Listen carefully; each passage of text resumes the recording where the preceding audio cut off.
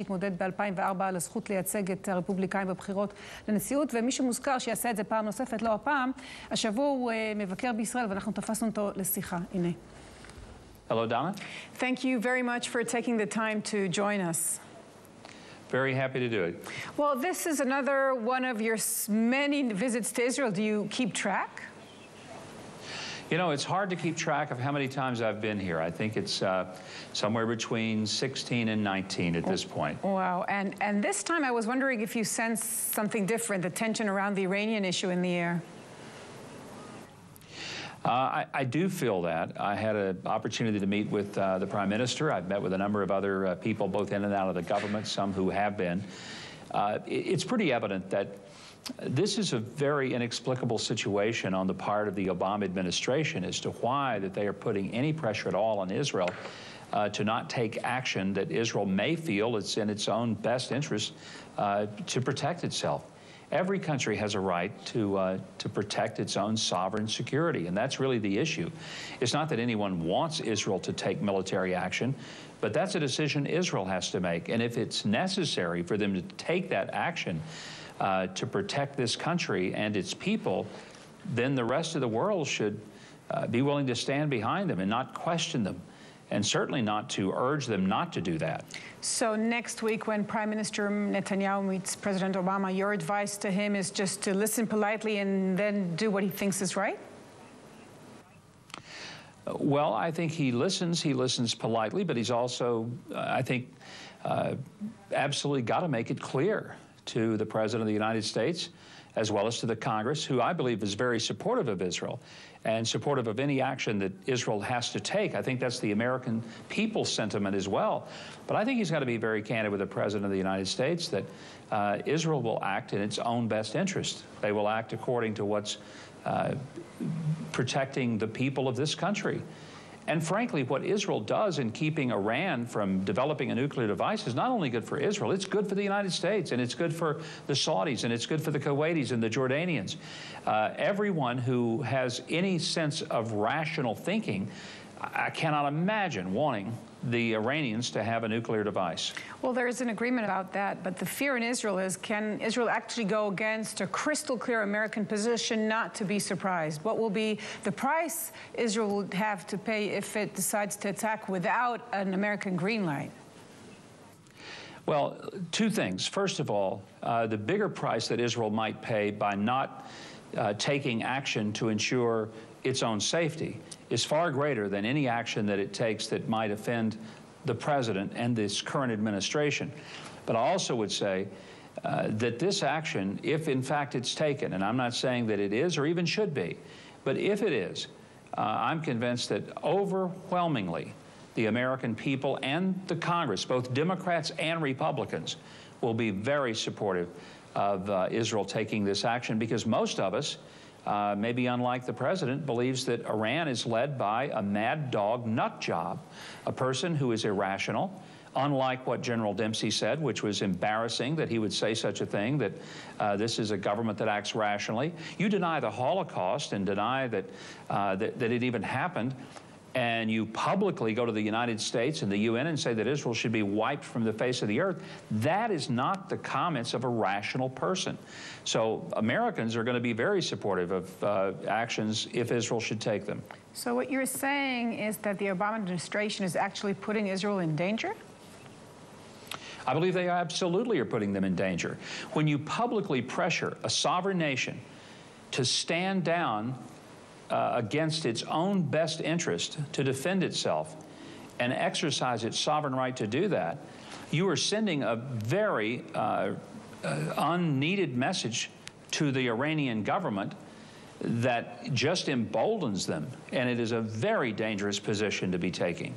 You know, what's interesting when we look at the Republican race is it's quite flattering that Israel is such a big issue, but it's also not that clear to us. You know, one can think of many other burning issues that affect the American voters before Israel and the Middle East. So how has it come to be that Israel is such a big thing in this campaign? Well, most Americans understand, I wish our president did, that the way Iran looks at the United States is that we're the great Satan and Israel is the little Satan.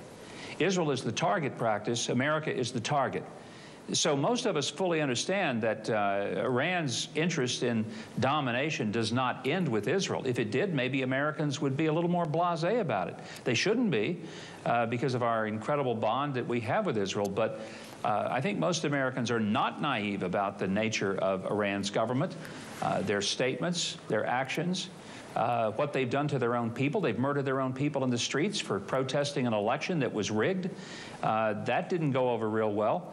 And this is a government, if they will kill their own people, they certainly won't mind killing people of another country, especially people that they don't think should exist in the first place. They call both Israel and the United States the infidels. So that's why all of us have to be very concerned about this mad dog butcher of Tehran getting a nuclear device. Well, we're speaking to you here in Jerusalem, and by the way, you had very high chances in the polls. Why did you give up and not, go on this race? Well, I know people ask me that every day, but I think a lot of it is that I think that there's just such a toxic atmosphere right now, specifically in the Republican Party. And I would love to say that it's going to be all about ideas and solutions, but unfortunately, a lot of it is about just being able to say, I'm more angry at the Obama administration than somebody else. That's not what motivates me politically or governmentally. I believe it ought to be about solutions, and I hope we win. I hope we elect a lot of people to Congress and a new president.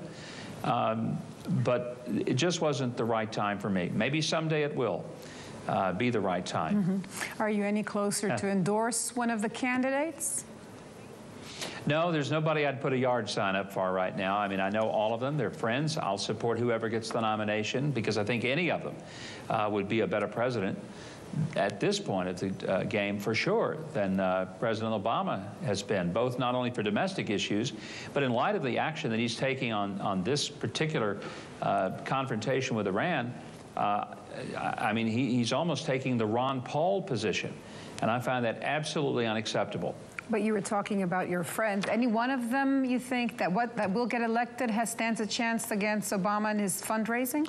Well, I think they have a chance. I'm not going to pretend that it's easy because it's tough always to challenge an incumbent president.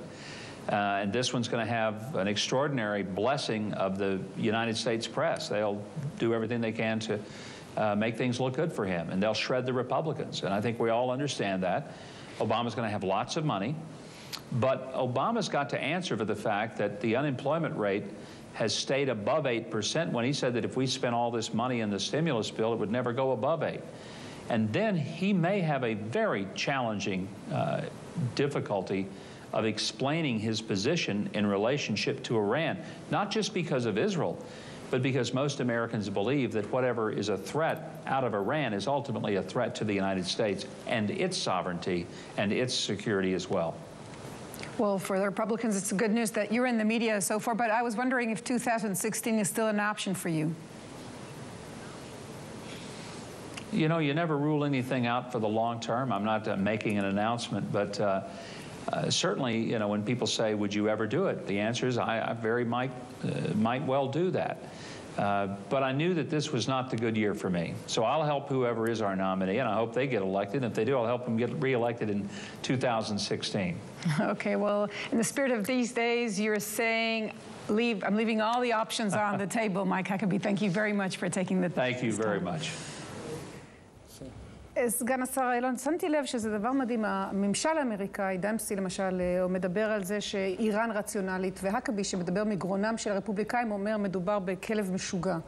דנה, בסופו של דבר אין הרבה הבדל מבחינה מעשית, מכיוון כשמדברים על רציונליות, השאלה רציונליות לגבי מה. זה נכון שהם מאוד לא רציונליים, מאוד פנאטיים, מאוד רדיקליים, מסוכנים כממשל האייתולות בטהרן, אבל הם לא בלתי רציונליים כשזה נוגע לשרידות הפוליטית שלהם. לכן יש סיכוי טוב שלחץ אמיתי, כולל איום קרדיביליטי של פעוליות אחרות, יביא אותם להפסיק את הפעילות. לכן, מבחינה זו, המטרה של הרפובליקנים, דמוקרטים שלנו, דומה. אתה מסתכל על המרוץ הרפובליקאי, ואני באמת מתקשה להבין איך ישראל כל כך מרכזית, ואני גם קצת מודאגת מזה שישראל היא פתאום נושא למחלוקת בין המחנות. אז יש שני דברים שכאן באו לידי ביטוי בדברים של הקבי. דבר אחד, באמת הרפובליקנים אומרים וחושבים מתי ישראל תעשה את הדבר הזה, מתי תפציץ את איראן, וזו שאלה שמקבלים בדחיפות רבה. נושא שני זה באמת ישראל.